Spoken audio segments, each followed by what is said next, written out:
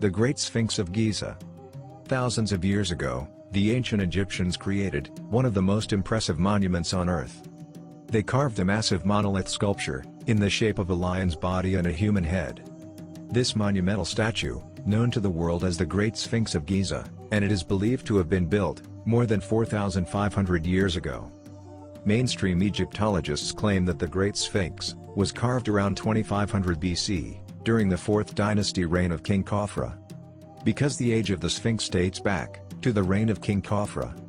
It is also believed that the face of the Sphinx actually resembles Pharaoh Khafra. The Great Sphinx stands on the Giza Plateau, on the western bank of the Nile River, in Egypt, near the Great Pyramids. The positioning of the Great Sphinx is in such a way that it faces from west to east, toward the sunrise. The whole statue was carved from a single mass of limestone, measuring 240 feet long and 66 feet high. The Great Sphinx is one of the most distinct relics of the ancient Egyptians, though the exact origins and history of this enormous structure are still debated. It is also impossible to accurately identify its original name. The term Sphinx comes from ancient Greece, and the term was given some 2,000 years after the statue was created. The Sphinx does not appear in any known inscriptions of the Old Kingdom, and experts have not recovered a single inscription that describes its construction or purpose. Over the years, researchers have offered many theories for the Great Sphinx's origins, though most are refuted by mainstream Egyptologists.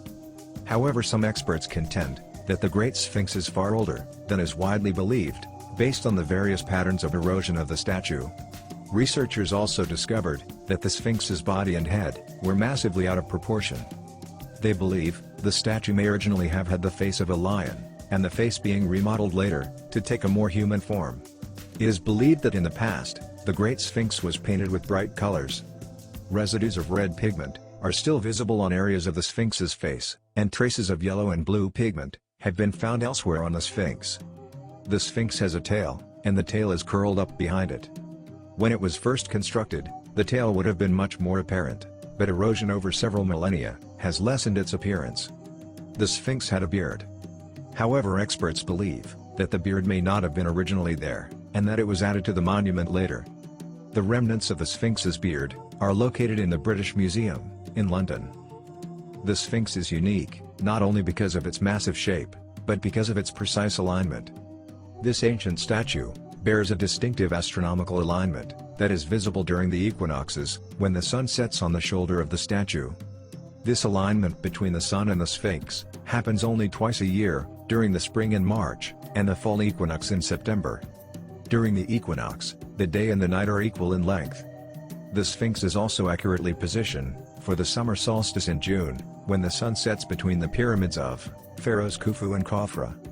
The ancient Egyptians worshipped the sun, with the god of the sun, Ra, being one of the most powerful and popular gods in ancient Egyptian religion.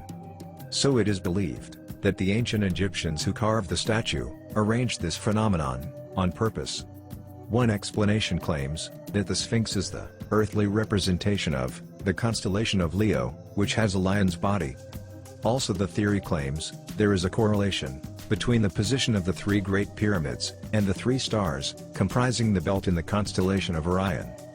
Winding the skies back thousands of years, Robert Bauval was able to find an amazing match. In 10,500 BC, whilst the alignment of Orion's belt matches the pattern of the three pyramids on the ground, the Sphinx was looking directly at the constellation of Leo. It is as though the lion-bodied Sphinx was looking at its own celestial counterpart in the sky. The statue has been battered by centuries of withering and vandalism.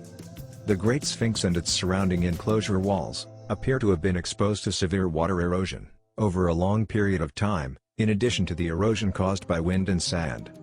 Whereas the body has suffered the most erosion, the face has also been damaged, and its nose is notably missing. According to some, the damage was caused by Napoleon's troops, who shot off the nose with a cannon. However, 18th century drawings suggest the nose went missing long before then.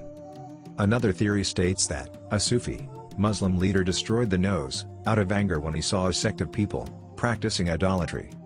Much of its history, the Sphinx was buried beneath Egypt's golden sands, and various pharaohs worked on excavating it.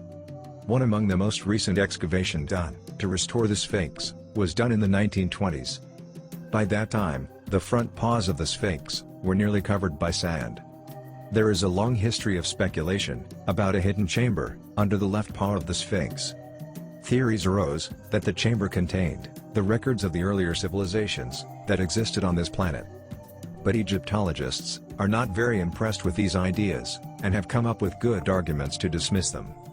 So to this day, we are not completely sure of what lies beneath the Sphinx. The Great Sphinx might hold many more secrets, but uncovering every single one of them is a journey worth taking.